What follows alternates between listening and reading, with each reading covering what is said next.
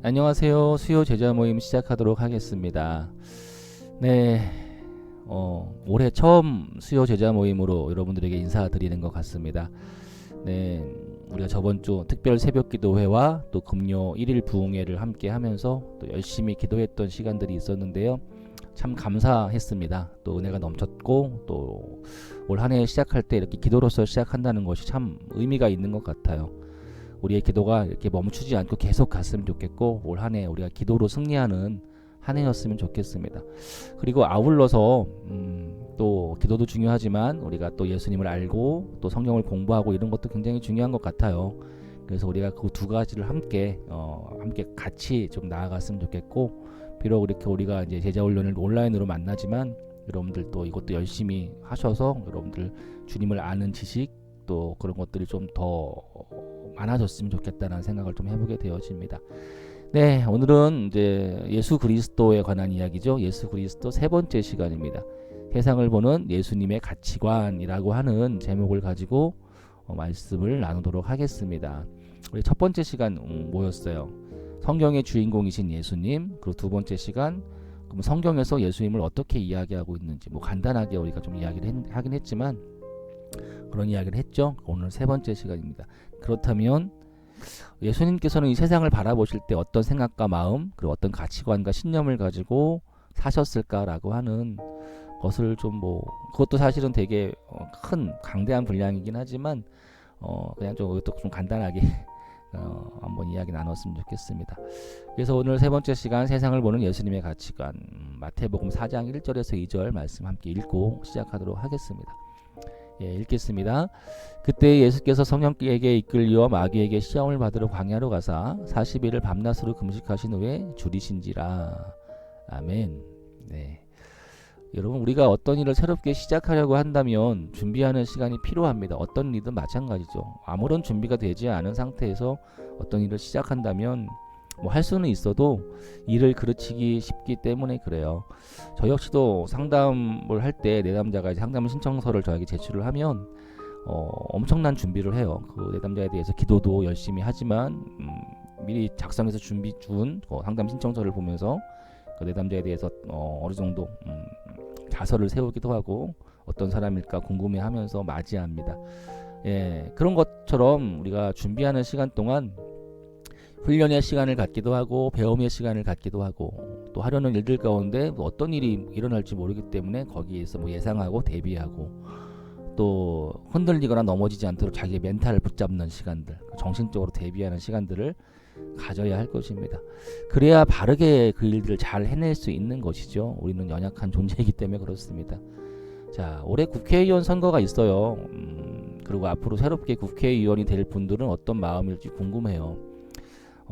저는 개인적으로 바라기는 적어도 자신의 명예와 권력에 눈이 멀어서 국민들을 보지 못하는 분들이 아니기를 좀 바라봅니다. 겸손한 태도로 일할 준비가 되어 있는 분들을 좀 바라고 또 그렇게 기도하고 그런 분들을 이제 투표해야겠다 이런 생각들을 좀 해보게 되어져요. 어떤 당 뭐 이런 건 중요하지 않다고 봐요. 저는 그렇게 준비된 사람들이 좀 됐으면 좋겠다는 생각을 해보게 되어져요. 그래서 그런 분들이 국회의원으로서 가져야 할 기본적인 소양과 공부를 하고 정말 국민의 대표라는 직분을 받았기 때문에 어떤 외압에도 흔들리지 않고 자신의 욕심이 아닌 국민을 위한 일에 소신껏 일을 할 수 있는 마음의 다짐을 하는 그런 모습들이 있어야겠죠. 이렇게 준비가 된 국회의원들이 많다면 이번에 22대 국회가 맞죠? 예, 22대 국회에 대한민국의 민주주의는 발전할 수 있을 것이다 이런 생각을 해보게 되어집니다. 마찬가지로 예수님도 자신의 사역을 하기 위해 준비를 하십니다. 그래서 처음으로 예수님이 찾아갔던 곳이 바로 광야였어요. 예수님이 혼자 광야로 가신 이유가 뭘까? 예수님께서는 이제 3년간의 공생애를 사셔야 했고 3년 후에는 십자가에 달려 돌아가셔야 하는 일을 또 하셔야 했습니다. 예수님은 그걸 내가 해야 된다라는 사실을 알고 계셨죠. 따라서 예수님은 그 일을 위해서 자신을 준비시킬 필요가 있으셨습니다. 근데 예수님이 하나님이신데 뭘 준비까지 하십니까? 라고 볼 수 있지만 예수님은 하나님이셨지만 지금 여기에서는 뭐예요? 하나님이시기를 거부하시고 온전한 인간의 모습으로 그 일을 해야만 했습니다.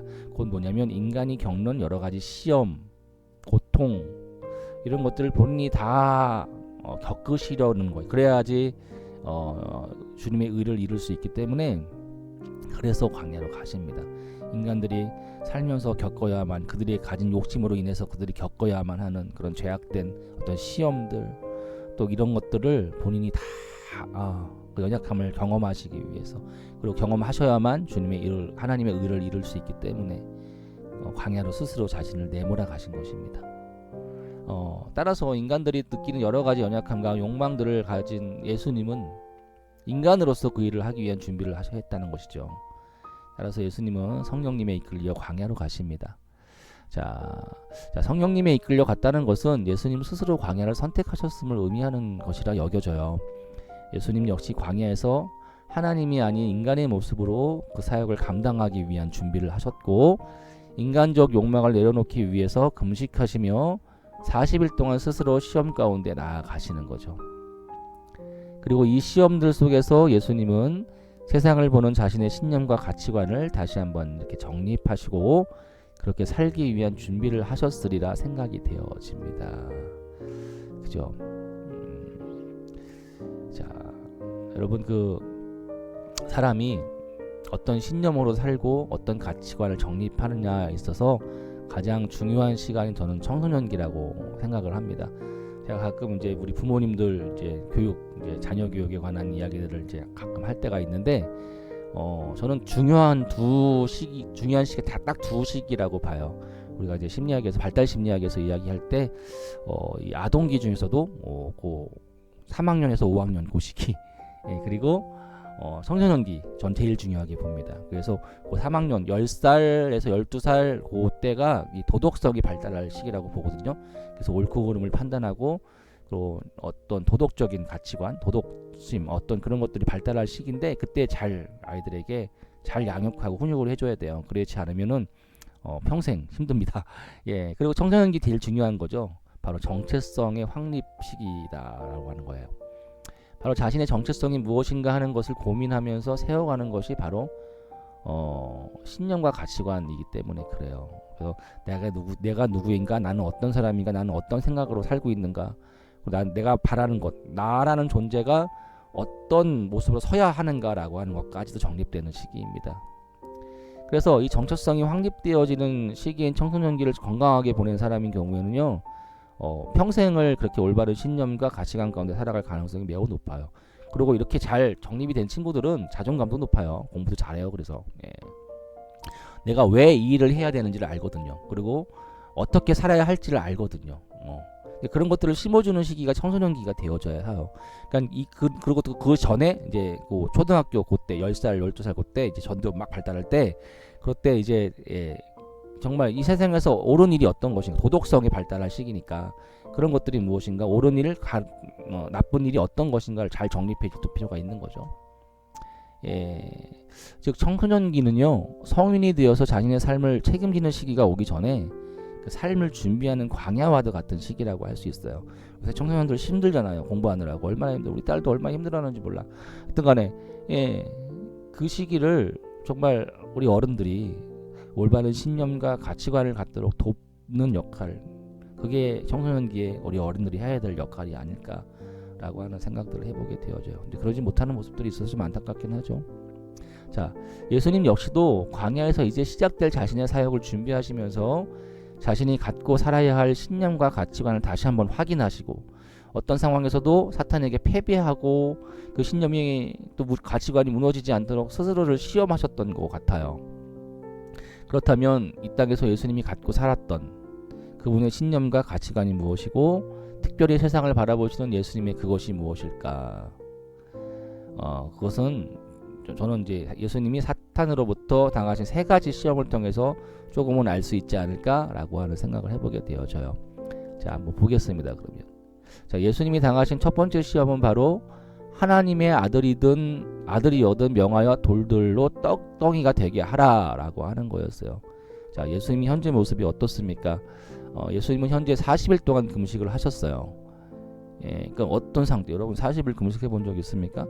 저는 5일만 해도 엄청 힘들더라고요. 어떻게 40일을 할까? 예, 제가 예전에 제 동기 목사님이 40일 금식을 하신 적이 있거든요. 그때 한번 기도원에서 하시는데 제가 한번 격려 찾아간 적이 있습니다. 아, 그런데 뼈밖에 안 남아 있더라고요, 사람이. 예.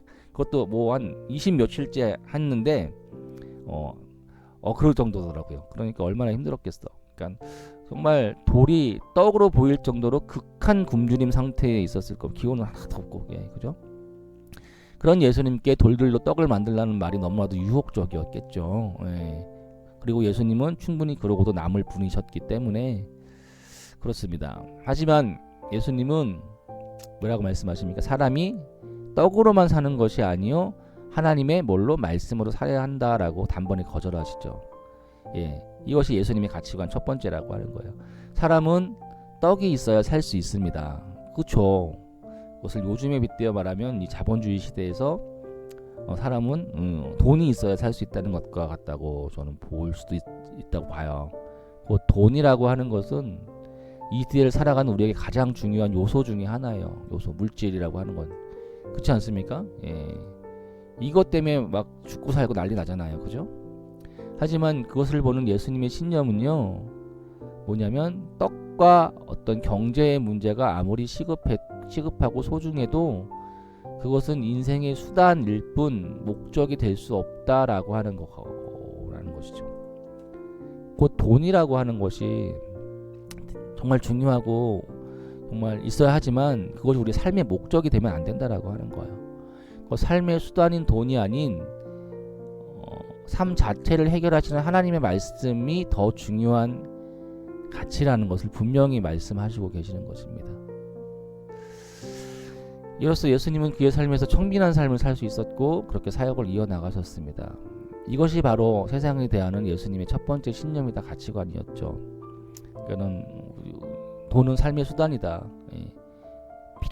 필요하지만 그것이 목적이 되어버리면 우리 삶은 엉망이 될 수밖에 없고 그 삶 자체를 해결하시는 하나님의 말씀이 우리 가운데 더 중요하다라고 하는 것이죠. 그래서 하나님의 말씀 가운데 사는 그게 바로 예수님의 가치관이었다라고 하는 것입니다. 자, 예수님이 당하신 두 번째 시험은요, 바로 마귀가 거룩한 성으로 데려가서 꼭대기에 세운 다음에, 이 거룩한 성은 성전 꼭대기죠. 그래서 내가 만일 하나님의 아들이어든 뛰어내리라고 합니다. 예. 자, 예수님이 뛰어내리면 천사들이 예수님의 발을 붙들어서 상하지 않게 하실 것이기 때문에 그렇습니다. 만약에 그렇게 된다면 많은 사람들이 예수님을 보고 메시아가 나타났다고 하며 예수님을 따르게 될 거고 예수님을 높이게 되겠죠. 그죠? 한 번에 해결되는 거야. 그죠? 예, 굳이 뭐 막 갈릴리 지방을 돌아다니면서 뭐 그렇게 하지 않아도 예, 예수님이 한 번 그런 확 나타나셔갖고 그냥 공중에서 이렇게 딱 한 번 하는 거 보여주면 된다는 거죠. 사람들의 이목을 끄는데 이것만큼 좋은 방법도 없습니다. 이렇게 된다면 전도도 쉽게 될 것이고 복음을 전하는 좋은 통로가 될 것입니다. 그런데 예수님 뭐라고 말씀하십니까? 주 너희 하나님을 시험하지 말라 하시면서 그것도 거절하시죠. 시험이었어요. 곧 예수님의 신념은 뭐였냐면 그런 인간적인 지혜가 아니라 하나님의 뜻이 더 중요했다라고 하는 거예요. 그러니까 하나님의 뜻이 그게 아니었단 말이에요. 예수님은 충분히 그러고도 남을 부르셨지만 그것이 하나님의 뜻이 아니었기 때문에 나는 하지 않겠어 이거예요. 그래서 하나님을 시험하지 마 이렇게 말씀하시는 거예요. 인간의 지혜와 세상의 수단을 쓰고 그것을 하나님께서 용납하여 주실 것이라 생각한다면 그것은 보내심을 받은 나의 뜻일 수도 있고요. 하나님을 내 편으로 끌어들이면서 이용하고 시험해보는 일에 지나지 않는다라고 하는 거예요. 하나님의 나라는 인간적인 수단과 방법도 없이 오직 하나님의 뜻에 따라 이루어져야 한다는 예수님의 신념이자 가치관이신 것입니다. 그렇죠. 우리가 얼마나 합리적으로 하는 걸 좋아합니까? 그리고 융통성 있게 그리고 할 수만 있다면 뭐 쉽게 하는 방법들을 찾지 않습니까? 인간적인 융통성과 합리성은 매우 중요하지만 우리가 혹 그것으로 하나님을 시험해 보고자 하는 오류에서 벗어나야 한다라고 하는 것입니다. 그렇죠. 그래서 예수님 하나님의 뜻이 중요하다. 하나님을 시험하지 말아라. 이렇게 말을 하고 있는 것 같아요. 여기 두 번째 예수님이 가지신 세상을 향한 가치관이셨다라고 하는 거예요. 자, 예수님이 당하신 세 번째 시험은요, 마귀가 예수님을 지극히 높은 산으로 가서 천하 만국을 보여주고 그 영광을 보여주면서 자신에게 엎드려 경배하면 이 모든 것을 주겠노라 라고 하는 것이었습니다. 예, 이 부분에서 예수님 굉장히 열받죠. 그죠? 열받아 하시죠. 화를 확 내십니다. 그죠? 그 기운도 하나도 없으신 분이 못 먹어서 기운 하나도 없을 텐데, 예, 엄청난 화를 내시면서 뭐라고 말씀하시냐면, 사탄아 물러가라. 예, 주 너희 하나님께 경배하고 다만 그를 섬기라 하였다. 이렇게 말씀하십니다. 예, 그죠? 이게 가장 예수님께서 화내신 어떤 일 중에 하나예요. 예, 그저 눈 질끈 감고 잠깐 타협하면 이 세상의 모든 세상의 명예와 권력이 예수님이 될 수 있었지만 예수님은 거기에 타협하지 않으신 것입니다. 타협할 수가 없었어요. 감히 네가 그러면서 말씀하시죠. 자, 명예와 권력의 자리에 앉는다는 것은 세상에 영향력을 끼칠 수 있는 아주 좋은 방법이 있습니다. 예, 특별히 여러분 권력이라고 하면 좋게만 생각하면 세상을 바꿀 수 있는 힘을 갖게 되는 것이죠. 하지만 예수님은 그것이 온전히 하나님을 섬기는 일에 방해가 되고 교만을 가져다 줄 수 있다면 그것과 타협하지 않으십니다. 예수님께서 가장 중요하게 여기시는 것은 명예와 권력을 얻는 것이 아닌 오직 하나님을 온전히 섬기며 주님께 나아가는 일이라고 하는 거죠. 예, 그래서 타협하지 않는 거예요. 사람들은 가끔 내가 명예를 얻고 권력을 얻으면 하나님의 일을 더 힘있게 할 수 있지 않느냐며 적절한 선에서 세상과 타협하는 일들을 많이 한다라고 하는 것이죠. 예, 하지만 그것이 우리와 하나님과의 관계 맺음에 나쁜 영향이 된다면 그것과 타협하지 않는 것이 필요합니다. 그래서 좀 요새 대형 교회들 막 해습도 하고 부와 권력의 세습 이런 것들 모습들 보고 어떤 그런 모습들을 볼 때 좀 안타까워요. 예. 여러분 더 중요한 것은 온전히 하나님을 섬기고 그 가운데 나아가는 우리의 모습인 거예요. 그게 제일 중요하죠. 예. 내가 어떤 자리에 앉고 무엇을 하고 또 적절하게 어떤 세상이 보기에 되게 좋아 보여 지혜로워 보일 수 있지만 그것이 중요하지 않고 그것은 어떤 과정이고 방법론이죠. 더 중요한 것은 우리 안에 정말 하나님을 온전히 섬기고 나아가는 모습이 있느냐라고 하는 것입니다.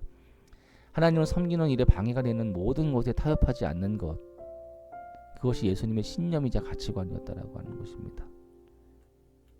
여러분, 이러한 시험들을 예수님께서 이겨내시고 사탄의 공격에서 승리하셨을 때 예수님은 비로소 공생애를 시작하실 수 있었습니다. 예, 여러분 굶주림이라고 하는 것, 돈, 그죠? 그건 중요한 거죠. 매우 중요한 거죠. 예, 매우 중요합니다. 돈은, 그죠? 그런데 그것이 목적이 아닌 수단으로 여기고 그것까지 주관하시는 하나님의 말씀 가운데 사는 것은 더 중요하다. 예. 이것이 예수님의 가치관 첫 번째죠. 세상적이고 인간적인 방법이 아닌 비록 돌아가고 어리석어 보여도 하나님의 뜻 가운데 일을 행하는 것, 그것이 두 번째 예수님의 가치관이다. 그리고 하나님과의 온전한 관계 가운데 그것을 방해할 수 있는 세상의 모든 것으로부터 타협하지 않는 모습, 그것이 세 번째 예수님의 중요한 가치관이었어요.